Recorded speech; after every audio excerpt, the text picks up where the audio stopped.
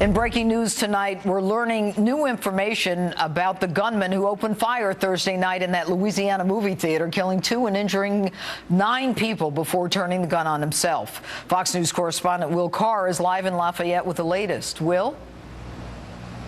Good evening, Judge. It's been an emotional weekend filled with memorial services as friends and family have come together to remember the 2 women who were gunned down Thursday evening. 2 innocent lives lost when they came to the movies here. 33-year-old Jeanine Johnson ran a local boutique with her husband, who she said was her best friend. Her friends say she was a bookworm and a creative inspiration.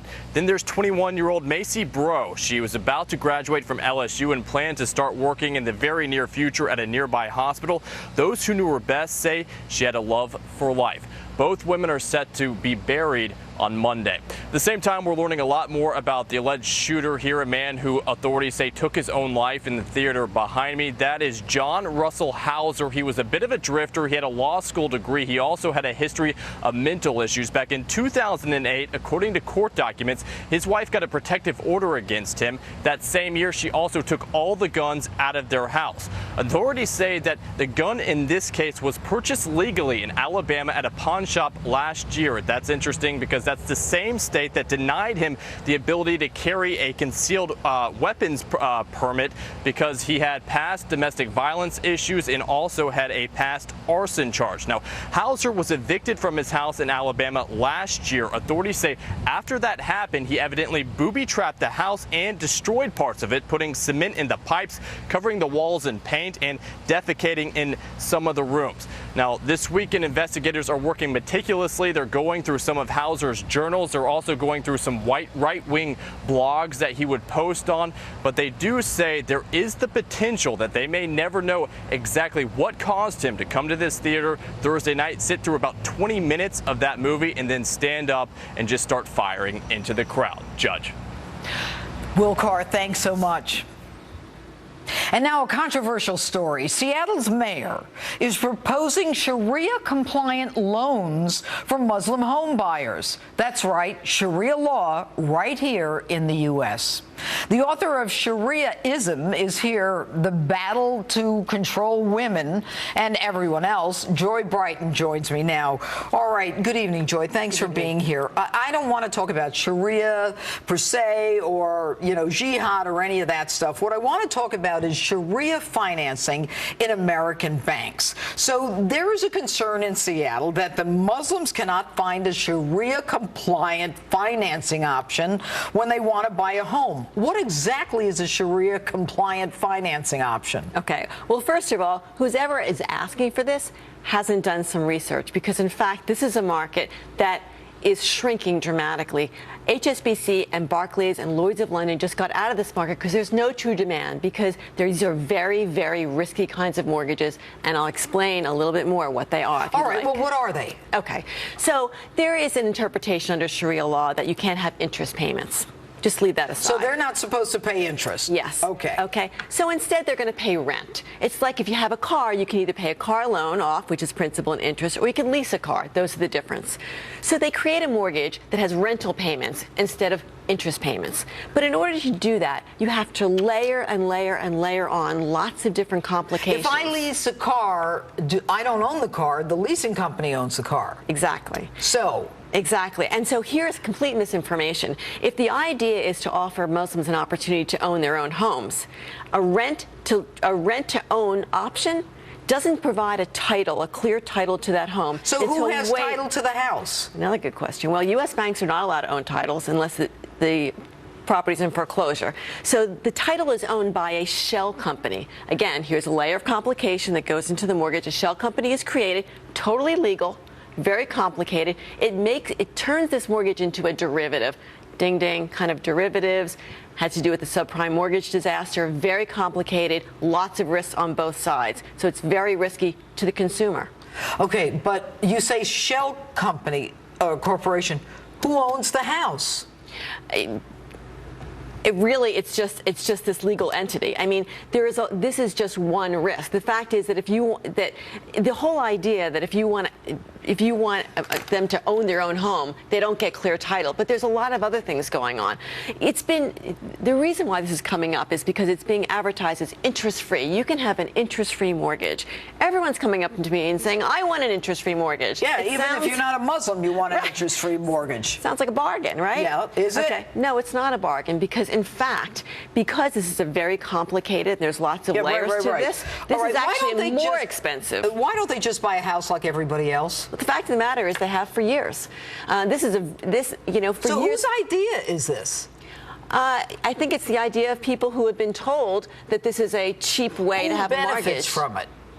Somebody's got to be benefiting. If they didn't need it, somebody out there is benefiting. Who? That's true. And if you say that the banks, Lloyd's of London and the rest of them, they pull back from this, why?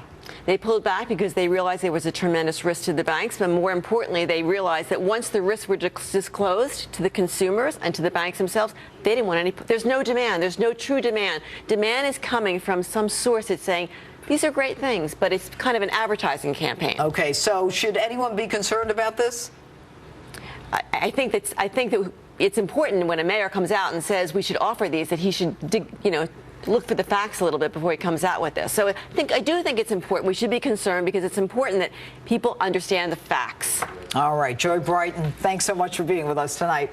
And also developing tonight, a showdown looming over sanctuary cities. Will Congress punish these cities for their failure to cooperate with the feds?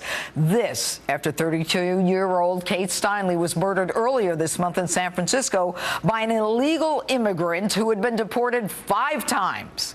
With me now is the Director of Policy Studies at the Center for Immigration Studies, Jessica Vaugham. Jessica, fireworks in Washington. I want you to take a listen to this because it involved you.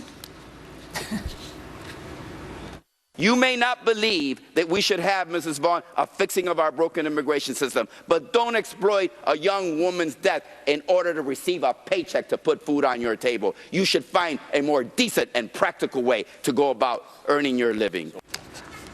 Boy, he's pretty angry with you. Why?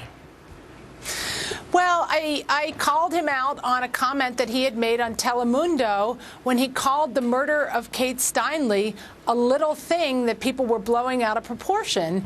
And it's not okay to say that when people lose their lives at the hands of illegal aliens who are shouldn't be here to begin with. And he's not used to people calling him out on it, I guess. Well, he certainly doesn't like you. And you know, there's another quote that, and I was fascinated by it, I have to tell you, Jessica. He says about this guy Sanchez, he says, this man is not an immigrant. Immigrants come here to work and sweat, and it's inaudible. We should be warm and receiving. This man is a foreigner who came to cause damage. Let's fix the broken immigration system so we can get rid of foreigners that come here to cause damage. Does this guy have a crystal ball? How can you tell the difference? I mean, what is it that this guy says distinguishes one from another? Do we have to wait for them to commit a crime? Well, that's the current policy of the Obama administration, is that we do have to wait for them to commit a crime before they're subject to deportation. But Mr. Gutierrez has never supported any fix to the immigration system that would solve these problems. He's wanted to enable sanctuary cities. He's perfectly fine with the Obama administration releasing tens of thousands of criminals every year back onto our streets. He doesn't, he thinks the answer is a mass amnesty, which is going to let all the people stay here who are criminals. Did we find out in these hearings that you testified at as to why it's okay to not honor a federal detainer warrant? The reason, the excuse, I should say, that is given by people who want to obstruct immigration enforcement is that if they cooperate with the feds, that immigrants will stop reporting crimes. It's a complete myth. Absolutely. I mean, victims and witnesses are never targets for ICE. It is really something that they've created to give them some reason that they, feel good about people from obstructing being deported. enforcement. But, Jessica, there's something called a U visa. There's a law that Congress passed. Yes. If you're the victim of a crime, you get preferential treatment. I mean, you don't need a sanctuary city. I don't hear anybody talking about this law. But you're with the Center for Immigration Studies. Do these sanctuary cities actually increase the likelihood of illegals reporting crime? No, absolutely not. Immigrants can report crimes on anonymous tip lines. They can go to, there's plenty of community outreach that police departments do nowadays crime reporting is a problem across all ethnicities, sure. Types of people in the community.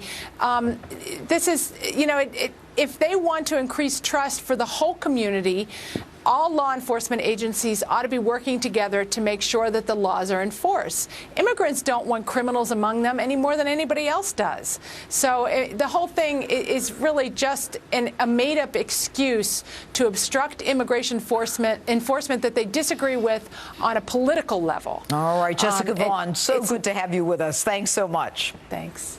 All right, how many presidential candidates can you name? Paul. I forgot their last name. No, Paul is their last name. Oh, Rand Paul. I went out with some visual aids to see what Americans really know about the people running for the White House. You're not going to want to miss this one. It's a hoot. Still